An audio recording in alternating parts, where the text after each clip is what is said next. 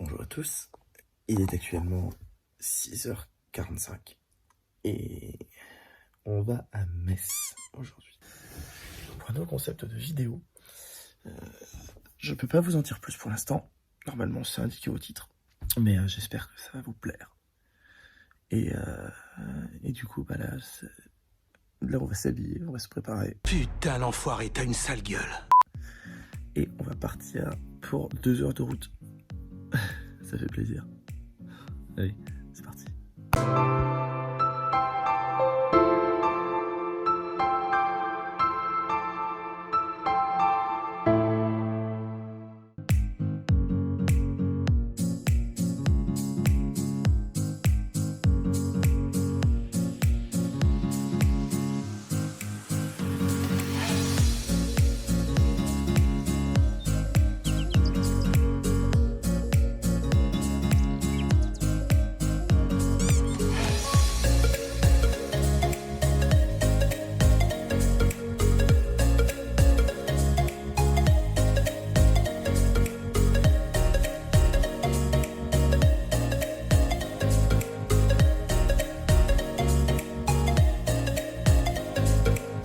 Allez, c'est parti pour un petit clap.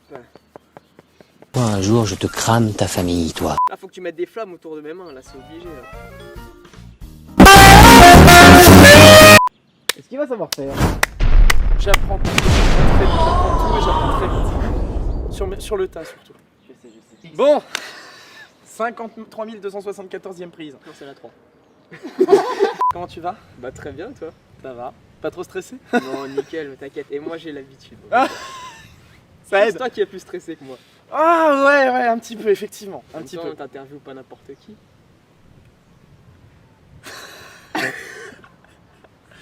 Ouah, le boulard! C'est Bon, pour tester en fait, ton on va- jeu en fait, d'acteur. C'est ça. En fait, on va peut-être y aller. Voilà, c'était l'interview. J'espère que ça vous a plu. Au Abonnez-vous revoir. et puis à la prochaine. Voilà, Abonnez-vous surtout c'était à moi, l'interview avec à moi. Scandover. À moi.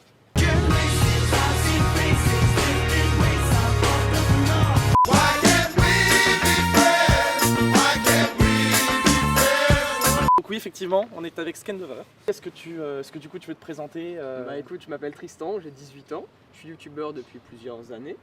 Et puis, bah, j'ai fait mon petit parcours, mon petit chemin, etc. jusqu'à toi maintenant. Oh, c'est beau. Écoute, Je suis là. de nombreux obstacles se sont mis sur nos routes. Ah oui, on a su se retrouver. On a su se retrouver sur ce pont.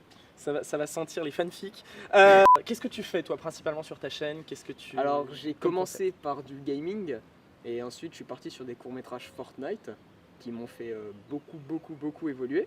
Et là, je suis parti sur plus des délires, que ce soit culinaire, avec de la nourriture, etc. Manger des insectes, ou alors juste des délires avec mes potes, des clashs, des petits raps. Ça fait clash, clash, clash, clash, clash. T'es qu'une tâche, tâche, tâche, tâche, tâche. Ça sonne faux, oh, quand je le dis. On n'est pas à des amis. Vraiment, au délire, je raconte des anecdotes, des petits threads horreur et tout, tu vois, plein de trucs comme ça. Et puis, je continue aussi un petit peu les courts-métrages Fortnite pour alimenter la grande partie de ma communauté. Et donc tu disais que ça faisait quelques années que tu étais sur YouTube. Tu Ouais, tout à es fait. depuis combien de temps à peu près? J'ai commencé quand j'avais du coup 12 ans, en 6ème, avec une chaîne de magie qui a 19 abonnés, je crois. Je commençais à faire sur un paquet de mouchoirs avec mon téléphone. J'avais posé entre 4 cure-dents pour le faire tenir et je faisais un petit tour de magie. Ensuite, je suis parti sur une autre chaîne, Luzrog, qui était une chaîne gaming principalement, où là j'ai un petit micro, etc. Mais bon, c'était pas encore ultra quali. J'ai réussi à avoir 1000 abonnés, 14 000 vues le maximum, j'étais content. Et là, aujourd'hui, ça fait 2 ans que je suis sur ma chaîne Scandover. Et puis voilà, ça se passe plutôt bien. Donc est-ce que tu peux nous parler un petit peu de ton parcours? Comment tu en es arrivé à qui tu es aujourd'hui?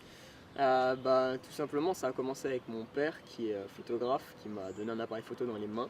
Et j'ai adoré ça, j'ai commencé à filmer des dominos qui tombent, des Lego, plein de trucs comme ça. Et ensuite, comme je l'ai dit, je me suis mis petit à petit à faire des chaînes YouTube où j'ai créé un petit peu en fonction de mes passions actuelles que j'avais à l'époque. Donc c'est passé par la magie, le Rubik's Cube, les jeux vidéo. Et aujourd'hui, raconter ma vie, faire des courts-métrages, etc. Et donc c'est vraiment là en fait que j'ai vraiment fait un énorme parcours sur plein d'activités et de domaines différents pour en arriver jusqu'ici. Donc la prod a fait quelques petites recherches sur toi. Ouais, la prod, la CIA. Ouais. C'est ça, tout à fait. On a aussi le FBI sur le coup. Ah putain. Ah, on a Fox Ça Mulder m'avait et Dana dit. Scully. Non, on avait peur que tu sois un alien. Ah, Du coup, on a oui, dit, bah, bon, vaut mieux s'assurer en fait. Parce c'est que ça. vrai, quand on voit ma tout tête, à fait. Mais on tout dit à il fait. est trop beau pour être humain quoi. Ouah, Melon épisode 2. Donc on a fait quelques petites recherches, enfin la prod a fait quelques petites recherches sur toi et il m'a dit que tu avais travaillé sur un network. Ok. Est-ce que tu peux en parler un petit peu, comment Alors, tu le vivais? bah écoute, oui c'est vrai que je me suis mis chez un network, BB TV.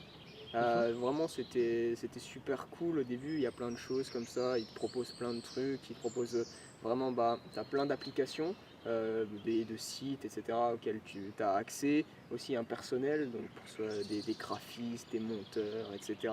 Ils peuvent te proposer des locaux aussi pour aller dans les différentes conventions, tu as des places, tu as énormément de choses.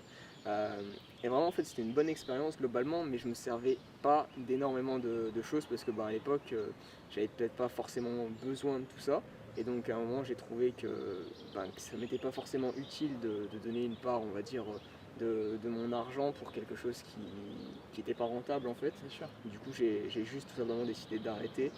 Et voilà, c'est comme ça que j'ai coupé les ponts avec, mais vraiment c'est une bonne expérience. Comment tu as réalisé et tourné Fortnoob? Tu l'as tourné seul ou tu l'as tourné avec d'autres personnes? Tu avais des complices? Je l'ai tourné seul pour cet épisode-là, simplement parce que je me suis mis dans une partie Fortnite, parce que je voulais tout simplement en fait que ce soit un seul épisode. Pour moi il n'y allait pas avoir une suite, pour moi il n'y allait pas avoir 15 épisodes ou voire plus, c'était vraiment un seul. Du coup je me suis dit il faut qu'il y ait un début et une fin. Je me suis dit quoi de mieux que de faire une vraie partie avec des joueurs du monde entier, donc on se connaissait vraiment pas. Je me suis juste dit on fait une histoire, je spawn sur la map, je tue quelques personnes et je meurs parce que j'étais pas très fort. La suite était déjà là quoi, je savais comment ça allait se finir. Et du coup je me suis simplement, j'ai fait ma petite game, ensuite je suis allé en mode rediffusion, j'ai fini mes petites scènes, etc. Donc en fait j'ai vraiment fait tout ça tout seul, toutes les voix, mais c'était vraiment en fait c'était une version vraiment alpha, test, tu vois, c'était très loin d'être fini parce que les voix même ont changé, tout a changé. J'ai vraiment fait tout seul et tout a évolué. En fait Pascal, le personnage principal, a évolué en même temps que moi, on va dire. Je vois très bien. Tu nous fais un petit extrait de Pascal? Ah ouais, Ah tu oui. veux Pascal? Si tu veux, je le parle comme ça tout le temps, quand tu veux. Là, je mets comme ça. Tu veux qu'on parle de quoi?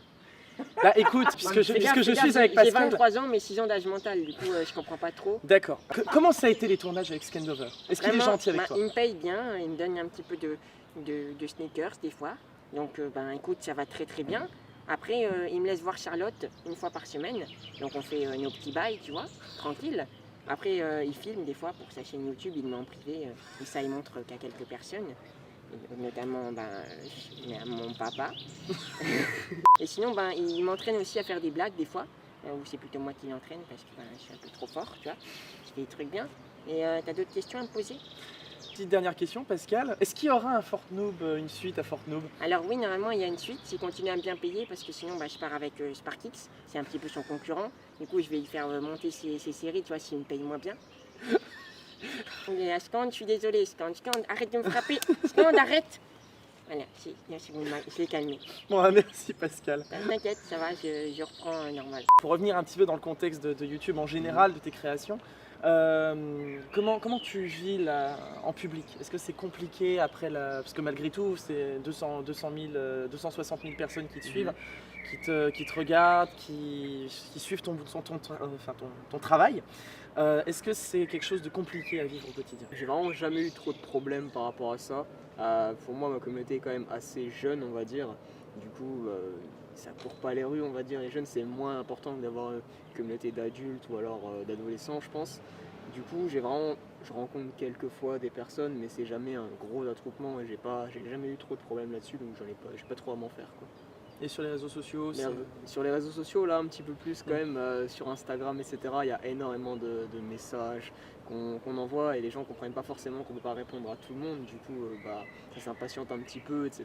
Mais Bien sûr. c'est vraiment en fait une grosse pression qu'on te met parce que d'un côté, j'ai quand même envie de répondre à tout le monde. Ils prennent du temps pour m'envoyer des messages, donc je dois en prendre pour leur envoyer. Sauf que tu en as tellement, tu réponds à un, ça répond, ensuite ça répond, etc. Ça se finit jamais. Et donc, c'est des conversations, donc c'est vrai que c'est très compliqué de juste faire un message fermé où il n'y aurait pas de suite. Des conventions, parce que vie en public, donc est-ce que tu as déjà fait des conventions? J'ai appris que tu avais fait la Mestory. Oui, tout à fait. Donc oui, j'ai fait la Mestory. C'était ma première convention. Je devais aller à la Paris Games Week, je crois, en 2018. J'y suis pas allé. Par manque de temps. Du coup, je suis allé à... Le mec qui refuse la Paris Games Week. Mais c'était ma première, j'avais peur.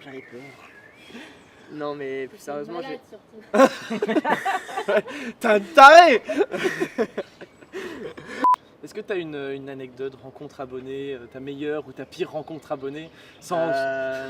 Ma meilleure ou ma pire rencontre abonnée, ma meilleure, c'était une petite fille qui avait une apparence de 15 ans et en fait elle en avait 10 et elle est venue m'apporter une lettre comme ça avec des dessins de partout. Elle m'a dit qu'elle avait loupé sa compétition rien que pour venir me voir et tout. Et je lui ai dit bah viens à côté de moi, elle s'est mise à pleurer, etc. Et c'était vraiment un moment ultra émouvant. Et puis voilà, bon, j'ai mis quand même 4 mois avant d'ouvrir sa lettre. T'avais peur? J'avais trop peur, je me suis dit, je sais pas ce qu'elle a mis dedans, peut-être une mèche de cheveux, tu vois, un truc comme ça. Le truc glauque. C'est moi qui l'ai coupé pendant que tu dormais.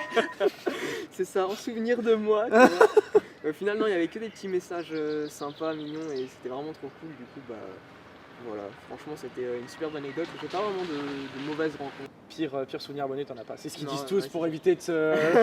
Tout éviter à d'avoir fait. des problèmes avec la commu On juste va après. dire ça, mais non, clairement, j'en ai pas.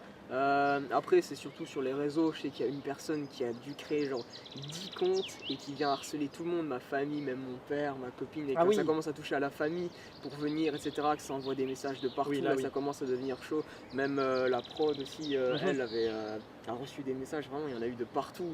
Je sais pas si c'était un groupe. Je me suis même dit un jour, je vais faire une vidéo pour essayer de les retracer, etc. Mais après, je me suis dit, laisse tomber, ça se trouve, c'est un gosse de 10 ans qui fait ça. Mais voilà, vraiment, il y a des choses aussi qui sont...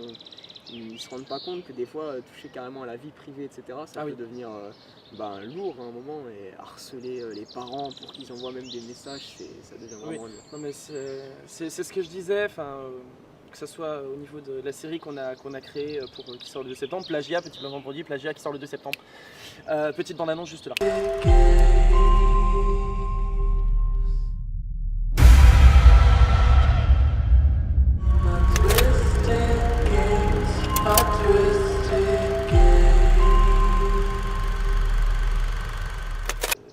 C'est comme avec Plagiat, etc. Et puis même sur YouTube, c'est ce que je dis, il faut vraiment bien démarquer vie privée et vie publique, parce que du jour au lendemain, ça peut vraiment partir en couille. Non, mais je suis tout à fait d'accord avec toi. Alors, est-ce que tu es en contact avec d'autres youtubeurs, à part du coup SparkX, que tu as clashé? Je suis en contact avec Nino, et je suis pas en contact forcément avec des gros youtubeurs, surtout des potes qui sont sur YouTube, donc Nino, SMP. Il y a aussi... c'est bien. Non, mais en vrai, attends, les prénoms, faut que je les retrouve. Mais après, j'ai vu d'autres youtubeurs aussi, comme par exemple Sifano, Kemar, Ludovic, etc. Mais j'ai pas forcément eu d'occasion d'aller les voir, parce que sur le coup... Oui. Un petit peu de stress, tu vois, t'étais à la soirée avec eux, mais j'ai pas osé aller les voir. Du coup, j'avais potentiellement... j'avais la possibilité d'être en contact avec eux, mais des fois tu chopes pas l'occasion et du coup tu l'as pas. Donc voilà, j'ai pas forcément des contacts avec des gros youtubeurs et plus avec des potes. On va lister. Tu refuses la Paris Games Week. Tu vas pas voir. Ah mais là, je suis... On va appeler cette vidéo l'interview de la catastrophe. Quoi? Moi j'ai une question. Ouais. Oui. Tu fais un peu d'urbex, on est d'accord. T'es à Metz. Il y a aussi un autre youtubeur, tout à fait, qui fait de l'urbex à Metz. Vous êtes jamais rencontrés, vous êtes jamais dit viens on va faire une vidéo ensemble et tout à Metz et tout? Moi j'ai rencontré. Oui. Alors Mamie Twink, je lui ai envoyé un message, il m'a lâché un vu. D'accord. Alors qu'il avait dit qu'il me répondrait normalement et tout, on s'était mis en contact, mais voilà. Je dénonce un petit peu, Mamie Twink, si tu regardes. Mamie Twink, on veut une réponse dans les commentaires. J'attends toujours ta réponse. On veut une réponse dans les commentaires. C'est obligatoire. On lui enverra la vidéo. Voilà. Oui. Mamie Twink, tu dois te racheter de ce que tu as fait à Skindover. Tu dois te racheter. Tu dois répondre. Das war ein Befehl! Der Angriffstein, das war ein Befehl!